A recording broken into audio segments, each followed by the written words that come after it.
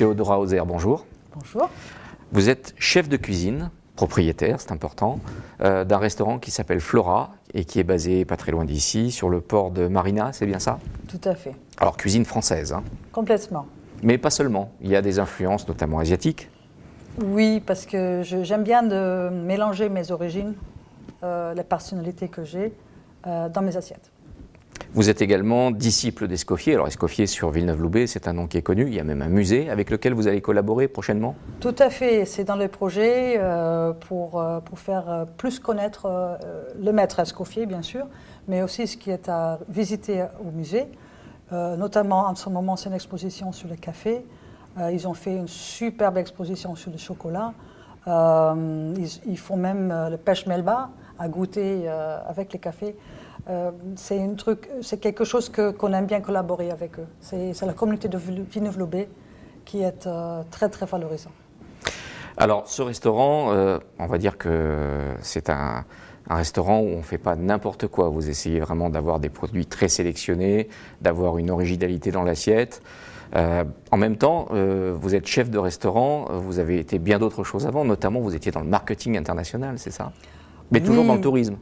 Toujours lié avec le côté gastronomie, côté tourisme. Oui, tout à fait, dans plusieurs endroits, en Angleterre, aussi en France. Et depuis 15 ans, en fait, à notre compte à nous, parce qu'avec mon mari, avec un vrai restaurant. Avant, c'était des événementiels, par exemple, des choses comme ça. Alors, le restaurant Flora, sur une zone très touristique qui est Marina Baie des Anges, c'est pas compliqué d'arriver à faire tourner une affaire qui a 16 places assises, c'est bien ça?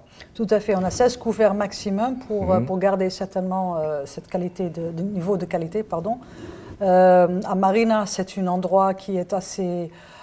disons, fermée en quelque sorte, mais ouverte toujours par rapport à la mer et le vue et les cadres. Mais ça fait un petit village, dans un village de Villeneuve-Loubet.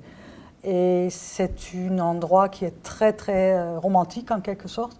Et on essaie de créer une bulle, tout à fait, où on trouve la tranquillité, avec un côté gourmand qui touche plusieurs nationalités et cultures, oui.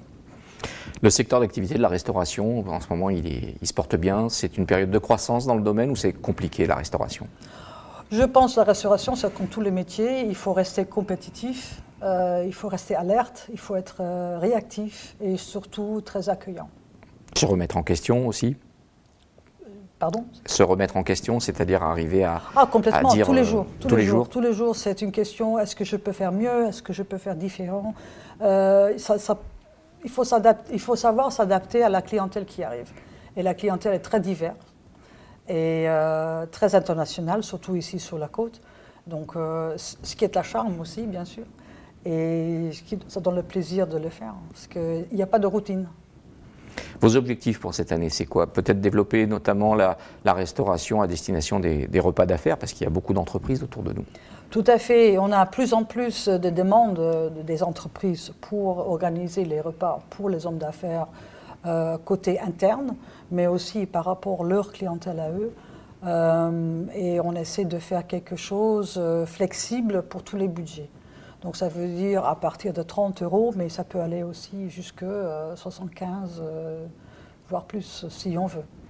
Votre entreprise est basée sur le territoire du parc d'activités de Villeneuve-Loubet. Vous êtes membre depuis quasiment les débuts du club des entreprises. Oui. Il est bien ce club, il est dynamique. Qu'est-ce que vous en attendez? C'est très très bien. Depuis Olivier Boutin, notre président, est là. Il est très dynamique, il est très réactif aussi. Je pense qu'il a compris qu'il y a ce côté réactivité qui est très important et il faut faire vivre les choses. Parce qu'il faut, attirer les gens locaux, internationaux, pardon, mais aussi côté niçois, côté Cannes. Villeneuve a un charme qui est à un côté village, mais à le même côté très sophistiqué, côté de Sophie Antipolis, ville scientifique aussi. Donc il y a vraiment un potentiel, c'est très intéressant. Merci beaucoup Théodora Hauser. Merci beaucoup.